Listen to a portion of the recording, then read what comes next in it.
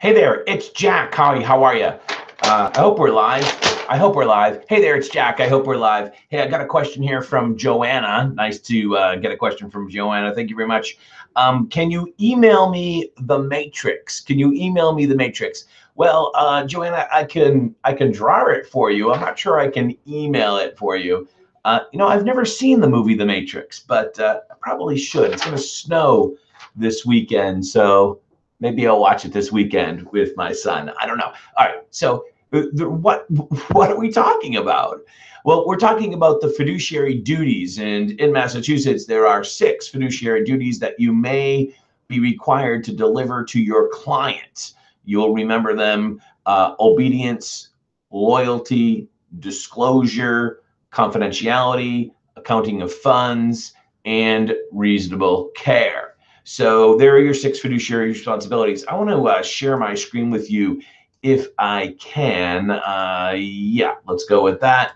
And hopefully the screen will come up on the screen here. No, not going to do that. Okay, let's try that again. Application window. There we go. That's better. That's better. And I want to get over to the page. There we go. Oh, so much better. Excellent. Let's make sure that we are showing you what I want to show you. Bingo. There we go.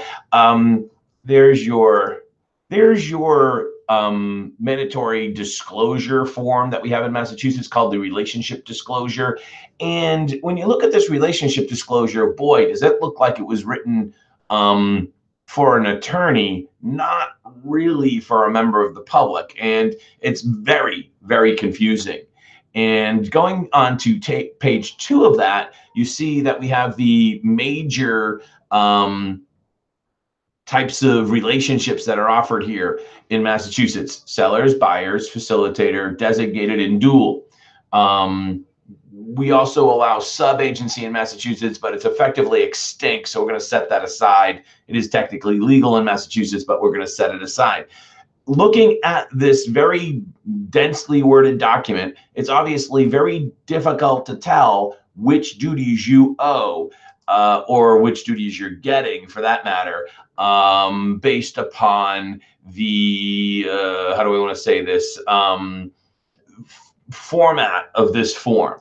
So what I've put together for people is a little bit of a little matrix so that you can see pretty clearly what you are getting.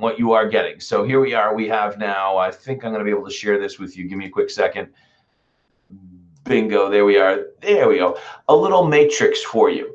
And here it is. So we have on our right, on our side here, going down, the good old acronym old car.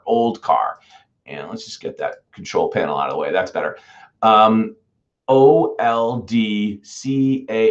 old car, or as we would say here in Boston, old car.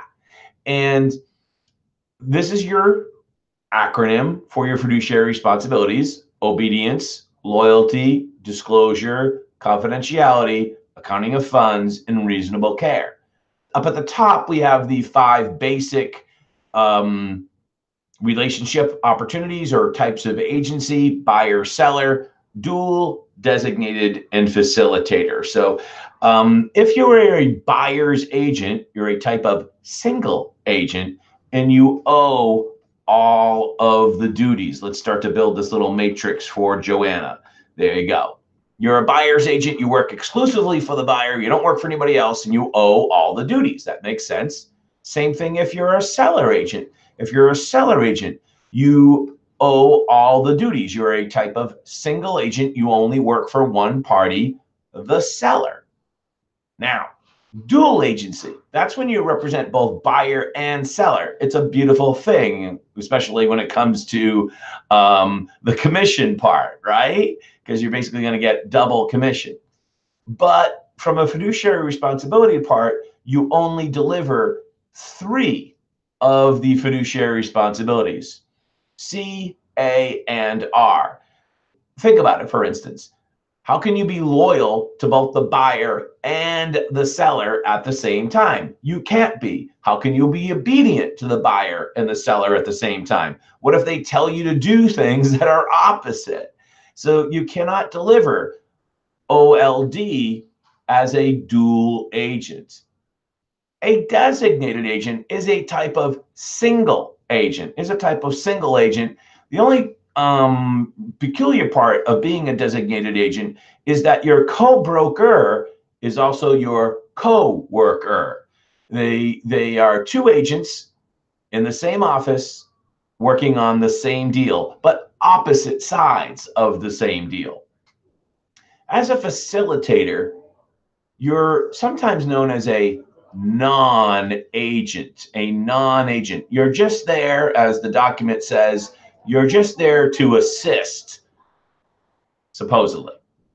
Only one duty here, only the accounting of funds. You'll notice that the accounting of funds applies no matter what type of agency you're providing.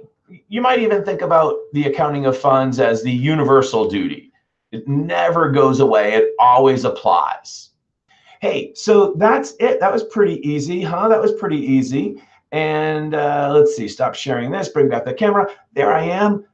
This is the first time I've actually done a hangout switching between multiple different documents to show you. And hey, I think it went pretty well.